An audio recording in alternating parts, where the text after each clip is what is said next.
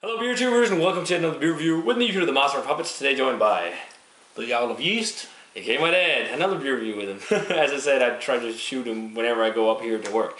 So today guys, we're going to be looking at another Weyerbacher beer. Last time we tried the Double Simcoe IPA, and today guys, we're going to be trying their Insanity Bourbon Barrel Aged Barley Wine. And this is the 2015 released on the 6th of January this year. I've never had this one. It was available for a short time in Denmark, and this is basically their Blithering Idiot barley wine that they age in bourbon barrels. And it's on 11.1%.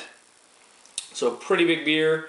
I like bourbon barrel aged stuff, or barrel aged stuff. Me too. Yeah, so hopefully this will be nice. And actually, this was first released in 2004, and I read online that like these guys were some of the first people to do a lot of barrel aging with their beer. I gotta give a big thanks to David in the US for sending this one out, dude. You rule. Thanks a bunch, man. So yeah, I've never had this or the regular version, the Blithering Idiot barley wine, so this should be interesting. So let's get it cracked and see how it is.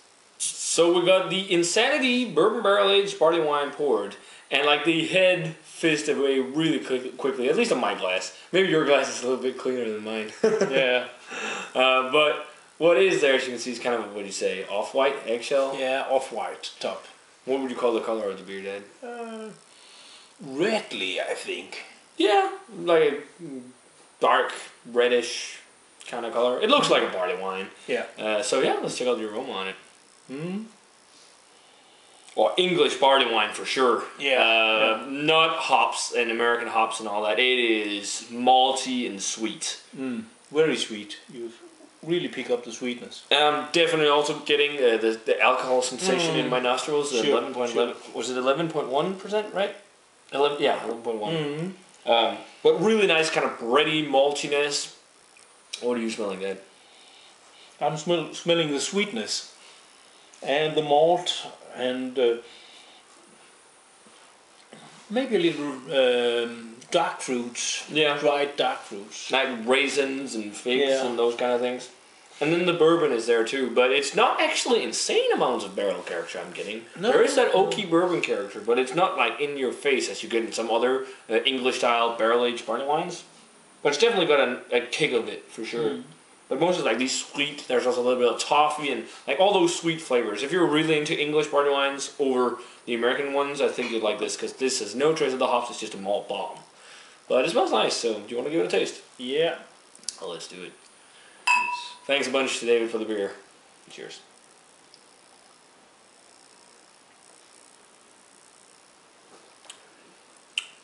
Oh, that is nice.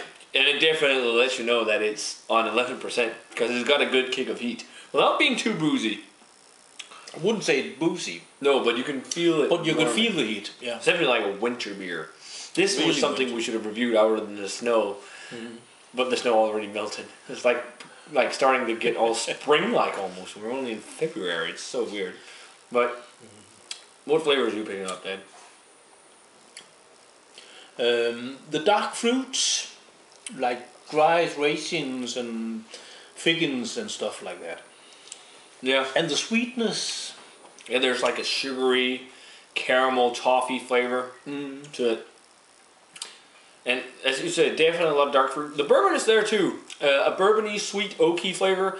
It's not super intense though. I mean, it's definitely there, and you can taste it. But I've had more intense bourbon flavored beer, and not dissing it in any way or anything. It's just like, yeah, it could maybe have been more pronounced, but it's still definitely there.